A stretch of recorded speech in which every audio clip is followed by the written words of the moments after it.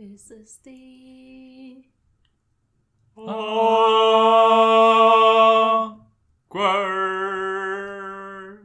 business podcast. Live. That was awkward. Yeah, I was very disoriented. We never sang actually together. What? Yeah, Christmas songs. No, I mean during this one, you know? True. Tough one. Good. Welcome to another episode of the Awkward Business Podcast. Still in the mountains in Nax Vallis, still in our company retreat.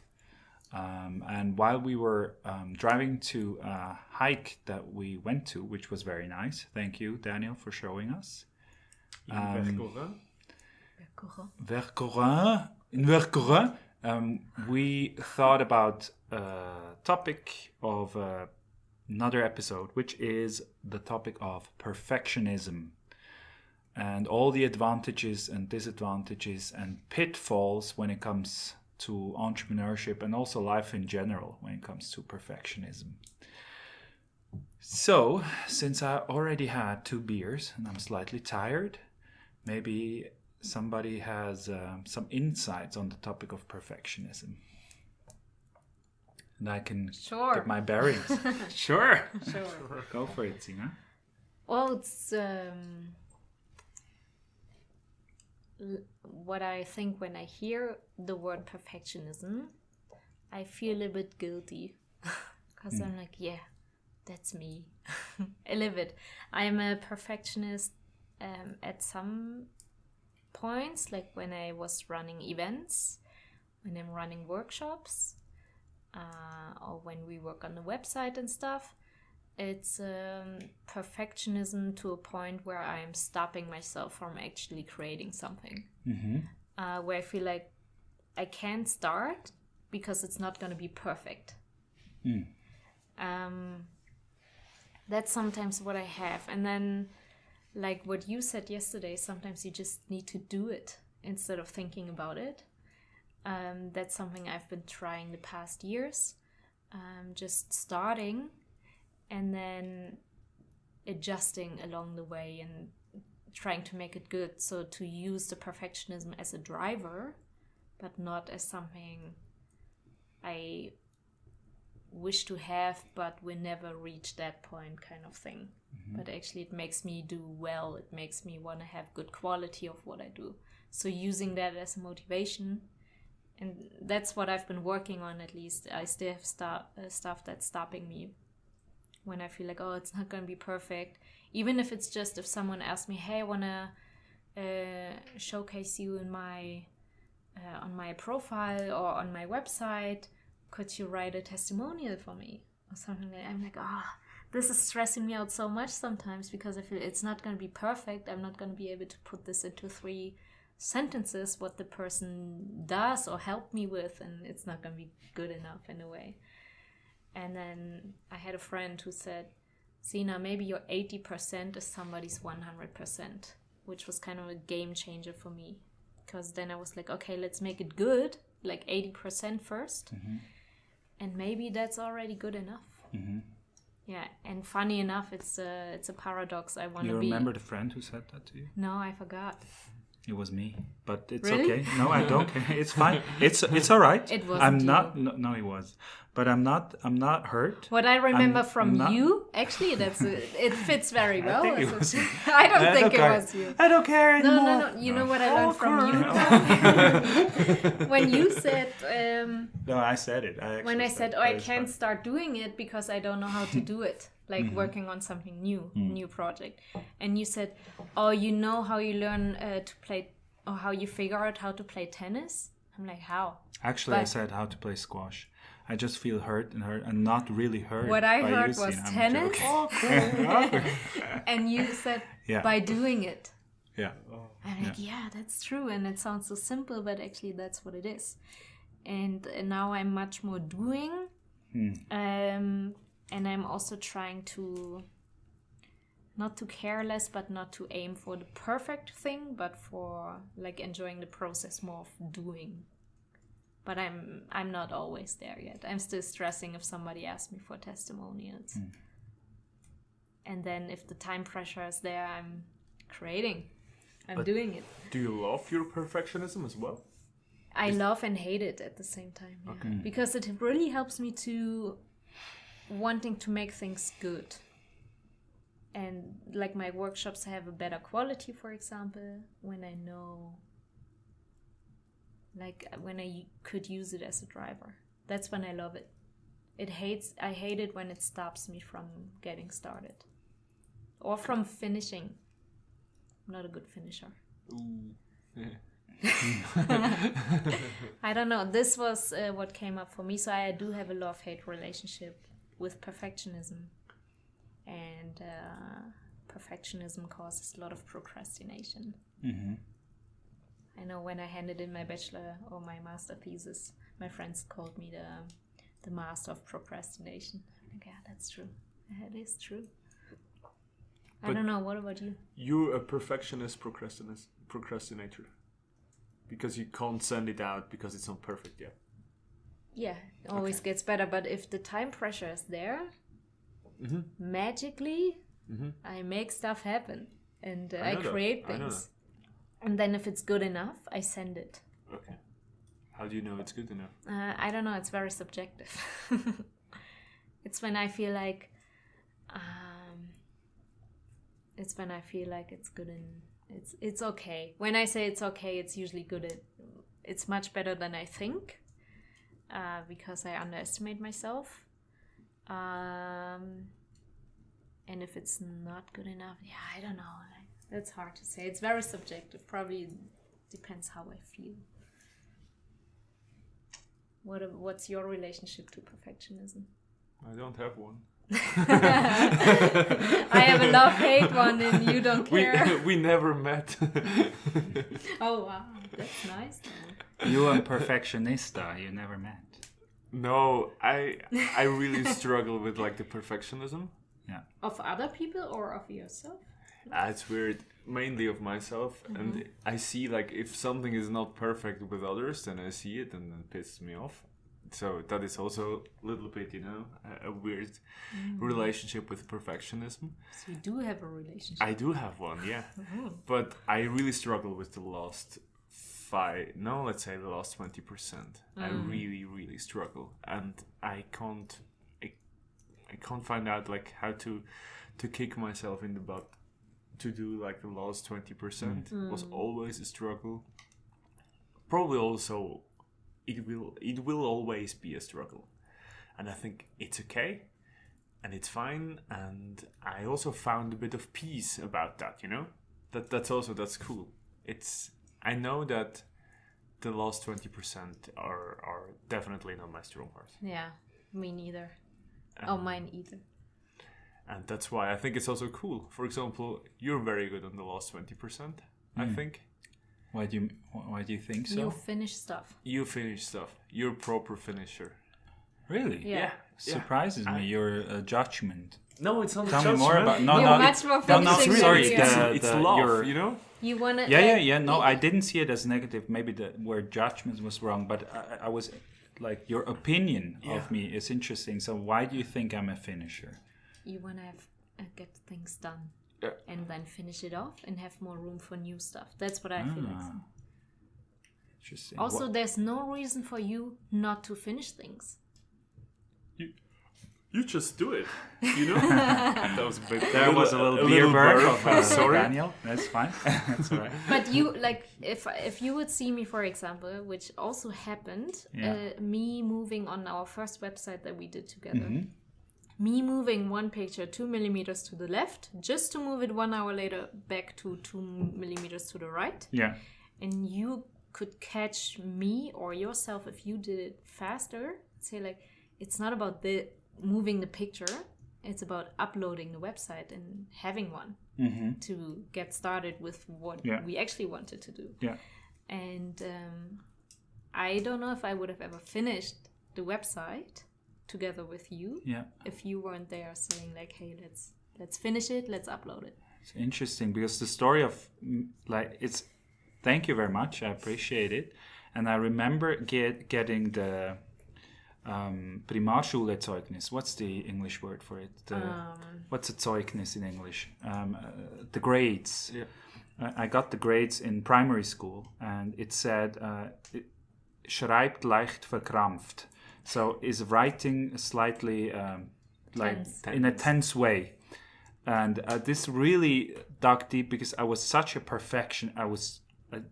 I also think to a certain extent I'm still a perfectionist, but in a different way. So there was different things like coming up for me when you talked, and I hope I can remember them. The first thing was whenever I have situations where I don't finish the last 20%, it's for me a really interesting time to ask, what am I doing? Am I truly motivated to do this task? Is it something I truly enjoy?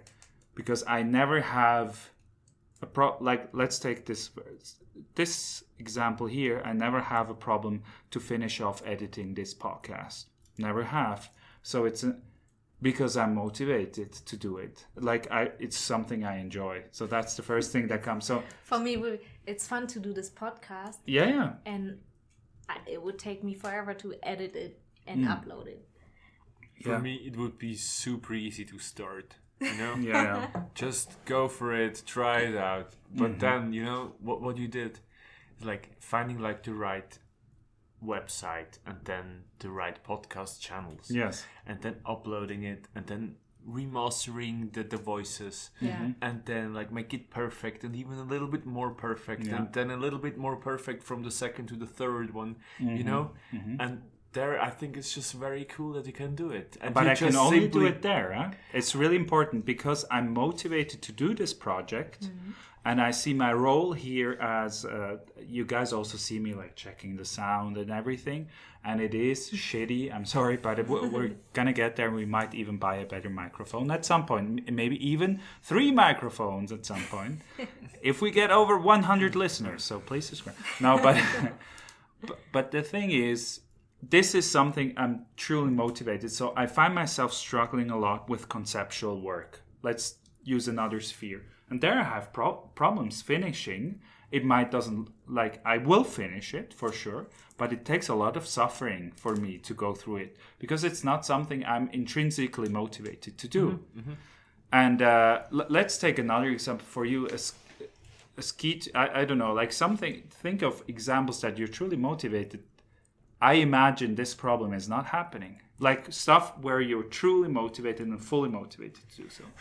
Still. I always have it. I Still have really? it. Yeah. Even if I was totally motivated about skiing. Like I remembered when we went skiing, I was so motivated to do it. I enjoyed the process. But then once I got home and was exhausted, I was like, oh, no, you have to put the boots outside, then you have to open them up, then you have to clean the skis, then you have to make sure the clothes are dry and so. Like, oh, you know, I just want to put it there and be like, okay, we're now finished. Finished the experience. But this is also part of finishing it. It belongs to that. Even when I have workshops. I wanted to say exactly the same. I love doing workshops and with the people. But it takes me more energy or more effort to really sit down, and I need to do it right after the workshops. Otherwise, I might forget about it. Right after the workshop, sending out the output to everybody. Yeah, that's something that's part of it. I just know of one workshop. Because it is part of it, but it's something, that's how you finish.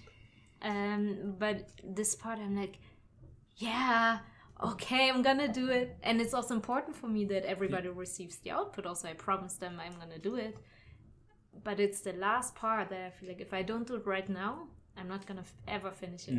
Wrapping it up after a workshop. For example, what you told me today, like, okay, if you do that, the workshop or the filming from next Saturday, then why don't you sit down with your guys and make a quick debrief and then have a beer together? Yeah, I was like, having beer together sounds good, but oh no, don't make me debrief the whole thing. It's you know, it's like when we say cut at the end on Saturday, then it's cut. You know, for me it's like let me run away. And that takes like a lot of energy just then to. I know it's super important, but to do like the last 10% there, to make sure that the next project is even smoother than that one. Yeah. But it's so difficult. And there I have to shout out our or especially my ex-boss, Diego Zeller, my kind of mentor, getting into the whole topic of training and facilitation, where I was so like kind of like he really focused on have it finished. He always called it fertig, finished. And this really this got ingrained into my after a while into my way of being, because like I just like if stuff is really done. If it's not.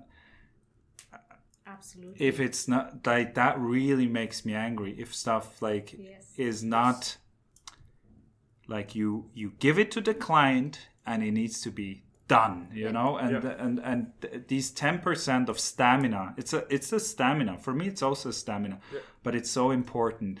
Where it's also the last hour of the workshop or something when everybody's tired. I push once again because I think this is really important. Is to really close it off and stuff like that, and I think that's truly important. But we kind of deviated from the topic, which is fine. From like perfectionism, we got kind of to finishing, which is a very. It's the same. Yeah. It's the last 10% which makes it perfect, right? For me, not at all. Like I want to have it done. I want to have it great, but I don't want to have it perfect. And also with these videos, with the podcast and everything, I want to have it well done, but I don't want to have it perfect, because I'm not like there was thoughts coming up like what even does that mean? It's like a mental construct in my head. And for me, it's the way I overcome it is like what's a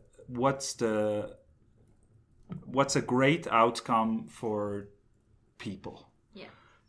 And for me, that was my beer burp. Sorry, guys.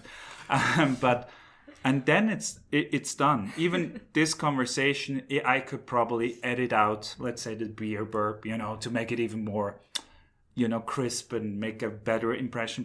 But it doesn't matter. Like, it's better to shoot another episode and even do more content than have this episode, like, than spending hours and hours on editing this episode and like making it perfect. Because, as you said, and I truly believe I said that, but it doesn't matter. No. That it was somebody else 80, years before you said it. Years before. But I truly, there's a deep conflict. Maybe it was you, I don't know. It's fine. But I truly believe in what you said, is that the 80% are so, that is the perfect, like as a rule of thumb, that is the perfect amount of energy to put in any project. It's 8, like, or to create the effect of 80%, because then it's more than good enough. Even though, like, I'm a little bit fearful of saying that, because I think like, oh, maybe clients are, but it's truly that is the sweet spot, because the last 20% take 80% of additional amount of energy. And then people get stressed, your collaborators get stressed. It's like, then you have your 100% maybe, but everybody's so done that they're then, like, let's say you do 100% of workshop preparation as an example. You don't do the 80, you account for 100% theoretically for everything. Then when you actually do the workshop, you're so drained, your collaborator, your internal, like the customer, also the internal co-trainer is so drained that then you don't have the energy to be in the moment with people, to have a laugh. You're not relaxed. And I've seen that with clients where they put 120% in the preparation, but what is more important to be really there in the moment with people. And so I think it's really good to go with those 80% of We had that before. It's the moments when you have a script of your workshop, or of your training, which was like 20 pages. And you're a little bit there and you think like, how can I do that? You know, it takes me like already like an hour to read it. just to go through it, just to see what does it mean. But actually I have to interact with people in front of me. And I can't handle that, the audience, and just go step by step through my script of my workshop. It's not possible. Yeah. So I have to create flow. Yeah. And by creating flow, I have to get rid of some content, Otherwise, it just doesn't work anymore. And I think these are always the very, very interesting moments we had in the past, Sometimes like way less can be way more, and people can, and we discussed that already in that podcast, but less could be more. And being perfect usually doesn't create flow for me. Yeah, and I that's had true. this moment, like with a trainer, she told me, or I could see it in her eyes that she was very surprised when I said that. And she was like, she had everything planned out and she stuck with the structure and everything. And I told her, my main goal is not to follow the structure perfectly, to do it perfectly. My goal is to really have a great, create a great, an amazing experience for the people. And she was like, oh. What? Yeah. Because she was, and that. there is no right and wrong. But my subjective, my opinion is that this is the aim is to create as good as an experience as possible for the clients that we collaborate with, for the participants of the workshops, and that sometimes means that you don't do it perfect. You don't execute the perfect plan you had in your head. You let go of that and you let something else take over, what you can call wisdom in the moment, spontaneity, all that stuff. And I think this is stuff where I always see time and time again clients give a great feedback, that they say, wow, it was not like normal just A, B, C, D workshop. You actually you answered questions. We had it was a lively discussion and we learned from each other. And I think that is so much more valuable than having it perfect. Yes. And sometimes that means to cut out some content for the sake of maximizing the impact that you have with people. Yeah. Absolutely. I had to learn that as well, and I'm glad I did. In my very first trainings I did, right after trainer's education and stuff, where you learn how to structure things and everything, I also had everything planned out in detail, and I enjoyed that even. And during the workshops, I found out that once you work with people, it's never going according to plan. Sometimes you start 5 minutes later because of a discussion that's going on. You start the next session a little bit later. Sometimes you have to cut something out because it's not valuable in the moment. And it's nice. And no matter if it's a meeting or a workshop, I do now have a goal and a structure, but I'm totally open to throw everything away if that's needed, if it's valuable to do that, and to exchange it with something else. I think this is the one, like the openness to throw everything away while being very well prepared. Yeah, I which think makes it even better really, than that really helps me. If I'm really well prepared, I know what I want to do. I know what the goal of the workshop is. I know how I can get there according to plan, and I'm totally open to throw everything away if something changes. I think that one is very, very important. So, and that also gives the people gives a lot of power, and they love it, They can talk about things they never thought about talking in that workshop about, and that's really, really cool for them. It's almost like two levels of thinking, like the plan and everything and the structure is this, it is great, and then when you get stuck in it, it's your intellectual ego thinking. It's very ego based. It's very self-centered. If you think but I need to push through the structure, then it's about you and your insecurities. And your insecurities, that if you don't execute exactly according to plan, then it's not good, and you're focused on yourself and making a good impression. I believe. And then there is this other level of facilitating workshops or creating anything actually, which is having this plan, as you said, and then, but also trusting that the collaboration with the group will bring up new stuff that you could not plan for, and then you go.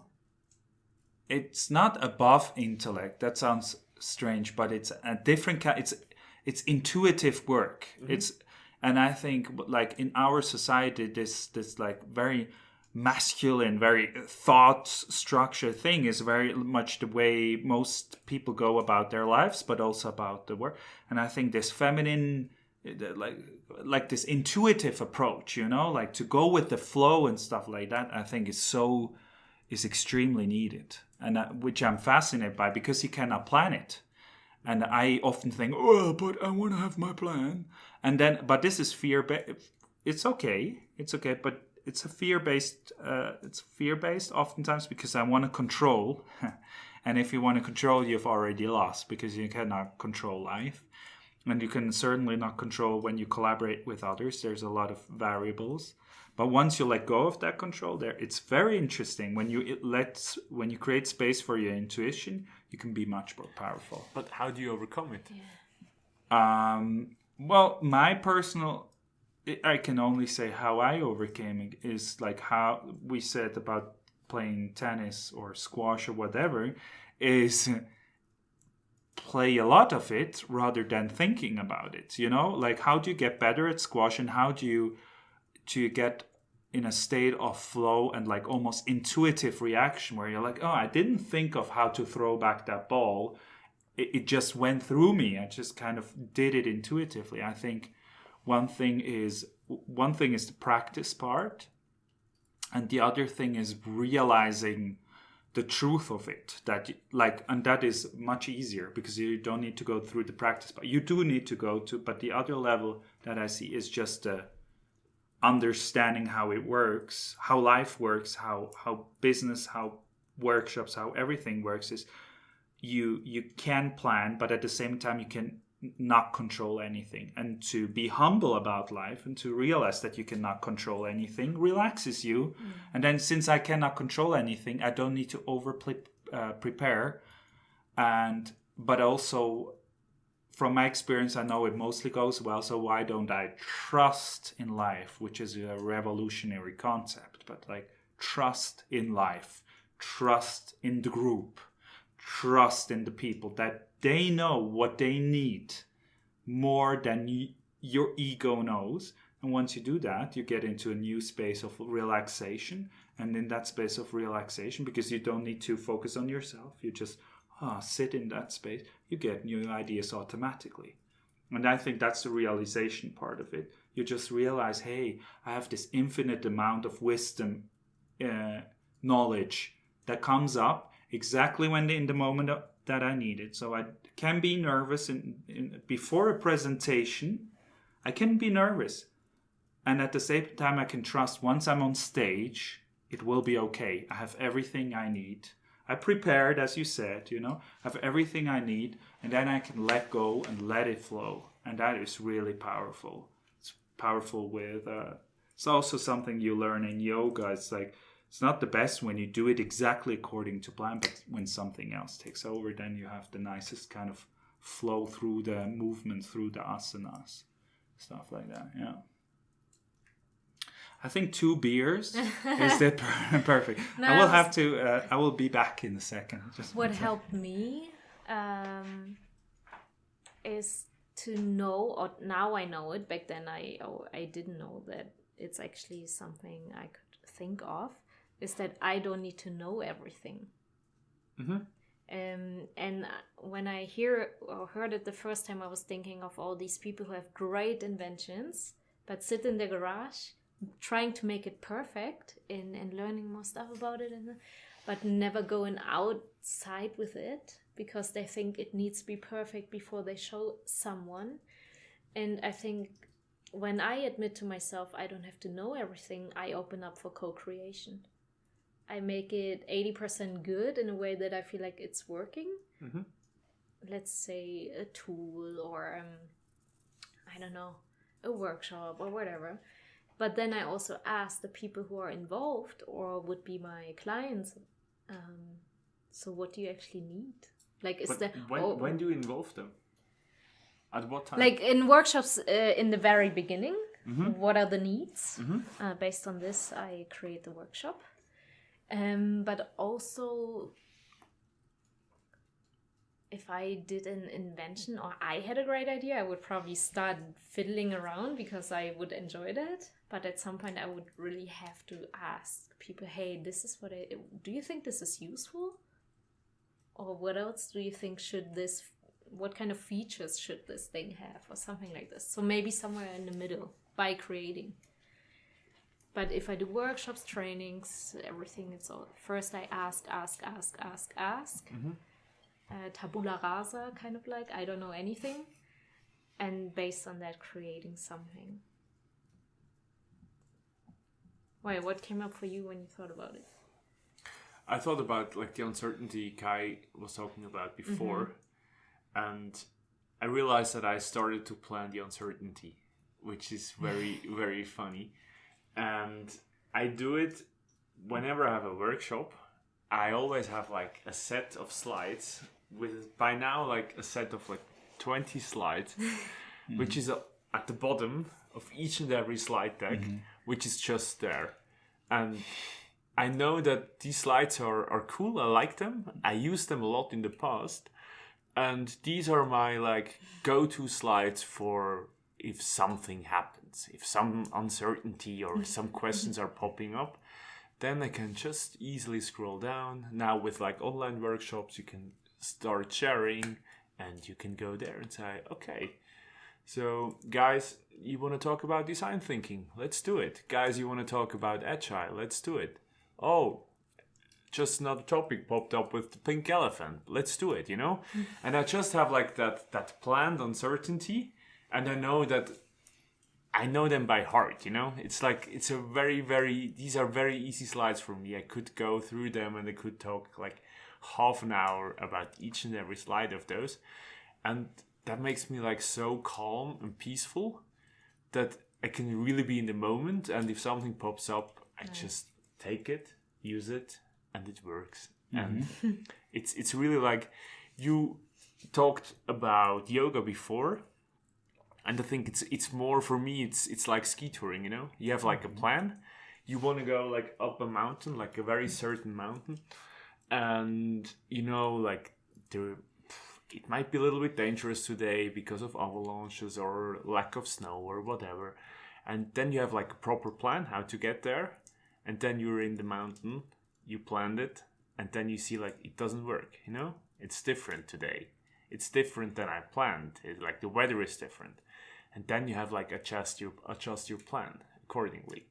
And when does the like trouble risk start, management. though? When does the trouble start? Is when you push through and you say, no, but I planned it. Exactly. So I'll also do it, right? Yeah, let's do it. And we tried it like 3 times now. We had that in the past for 2 people. Oh, many people know that. Lucendro. That was like a very famous mountain for myself.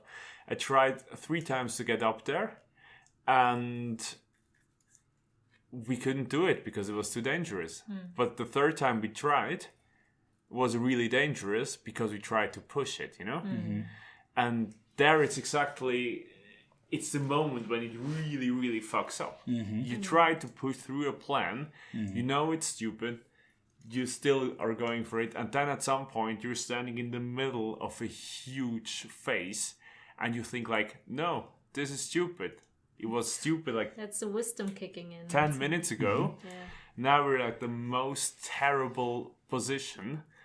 We have to get out of here. I don't know how, but we have to get out of here. And I think it's exactly the same with workshops or trainings. Yeah. But there you can't run away, you know? It's a bit weird. That's why in business, I think they have risk management. It's planning the uncertainty. And then there's risk that you can only plan what you know, kind of. Because you could have never planned COVID-19 into the business. Because we've never seen it, we've never experienced it before. So I feel like risk management is awesome. And yet you need to be open. Stuff can happen that you could never think of. We're back to that wisdom part. Is like also trusting that instead of over preparing for everything, rather keeping that agile mindset or that trusting, sorry, that mindset. No COVID, don't worry. Maybe have a sip of your beer. Yeah, maybe. Let's see what the magic does. But what you said is very beautiful. That concept of pushing it, push harder, and I there I go against the societal wisdom of like pushing through some stuff. I don't believe in that at all. I believe in transforming over it. What you said before is like oftentimes when I'm in a state of mind during a workshop where I feel I need to push it, or you called it at some point else you called it like being the entertainer or whatever, the cheerleader of like, hey, look how. That's when the trouble starts, when you stop trusting that it will be okay again and start pushing the people or pushing yourself into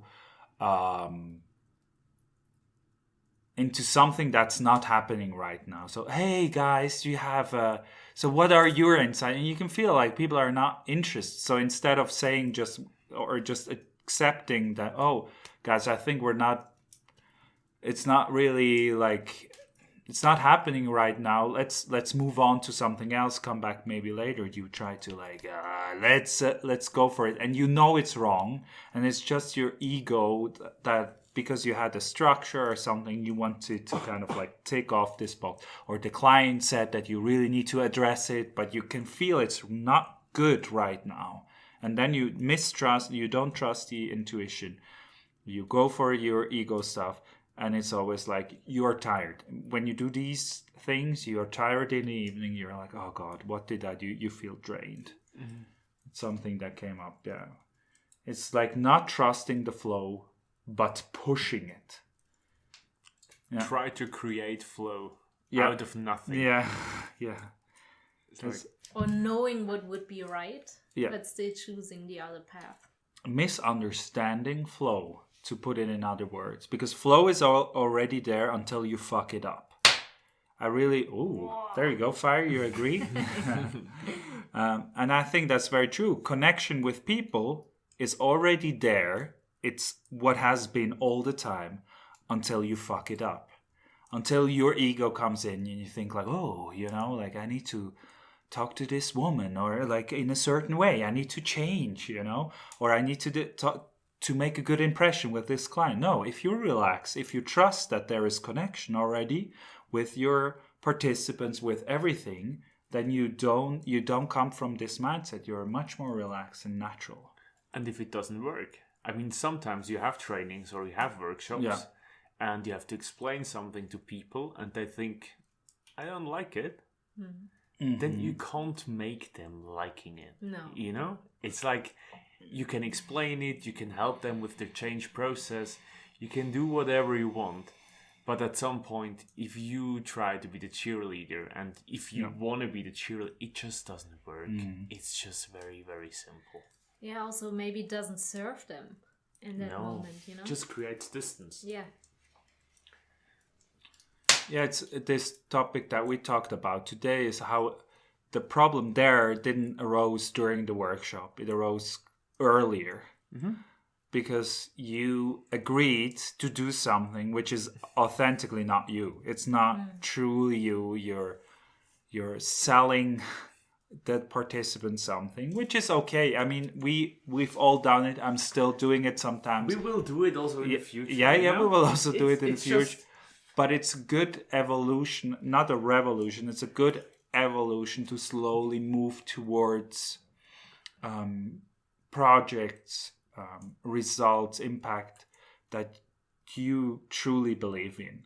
And this takes time, and it is a bumpy road, and you work with clients if you would be completely honest with them, you think like, why are we doing this? I don't believe in it. But I think it's a slow process to move towards that place of which we probably never will reach, but it's good to go towards it, to more authenticity, more like actually choosing projects and collaborating with clients where you're like, yeah, this is good, this is great, because then you don't run into the problems we talked about with over preparation, because you already have a great connection with the client, so you don't even try to impress him or her. You focus on one thing and one thing only, which is impact.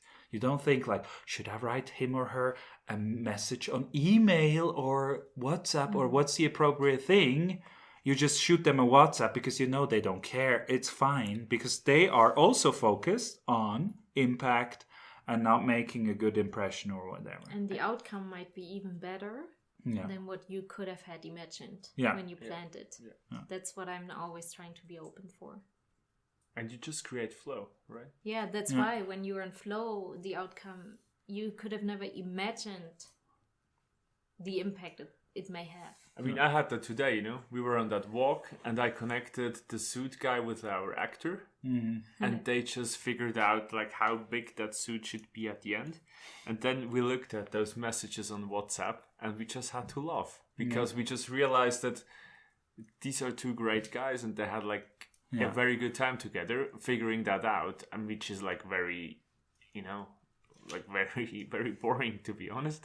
But it's just, it was great. Yeah. And creating very that is amazing. And you didn't have to create something perfect for them. No, I just connected them. Yes. You know? Yeah. Just quickly for context for our listeners who maybe don't know, we create also, which was a COVID project, non-linear learning videos, which brings me to our sponsor of today. We were thinking of who's our sponsor today that we're going to make up during the podcast. It's snuni.studio. I will, what is it called? I will... link it? Yeah, no, probably not link it, because I will forget about it until I edit it. But it's znuni.studio, znuni.studio, where you can have a look at the non-linear learning experience we create for our clients. So... It's funny, like I was just thinking, wow, you listen to way more podcasts than me, because I would have never thought of saying the actual letters. No, I'm a podcast addict. You guys do not understand the amount of podcasts No, it's cool. I listen to. Like, I'm thankful. Yeah, for sure. Also, the people are probably thankful too. Well, if you buy a video, you get one for free. No, I'm joking. So you can listen to us, by the way, on YouTube, Apple Podcasts, Spotify, Google Podcasts. So if you feel like switching it up with the media, if you don't want to watch us because you're annoyed or something like that, you can just switch it to podcasts. And if you listen to us and you want to see our amazing fire, this podcast is also broadcasted to you on YouTube. Yeah. And there you can like and subscribe. Yes, and shoot us comments there, or just add us on Instagram. You see the names of all of us in the description of this podcast, and we're super happy. We'll answer every single message in person. Also, if you have any suggestions for topics or questions about your business or topics you experience there, would be interesting to connect. And also feedback and insights. We're super happy about that. And we're truly happy that you're listening. Truly appreciate it if you stuck with us until the end. And this is the last one of the year, right? Yeah. It might be the last one of the year. We might do a remote one. We'll see. Probably not. The way I look at you right now, I see. I was thinking, the perfectionist in me was like, how do you do it with the sound? And everybody has to record, and we have to overlap. No, it's fine. It's fine. We might do one. Who knows? But it will be the last one before Christmas. Let's be honest. It's not going to be perfect for sure. For sure, it's the last one before Christmas. Love you. Thank you very much for listening. And until the next one, bye. Bye. Thank you. Bye. Thank you. Awkward business.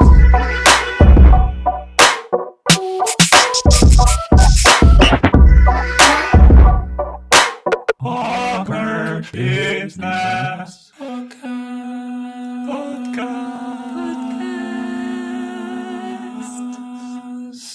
life.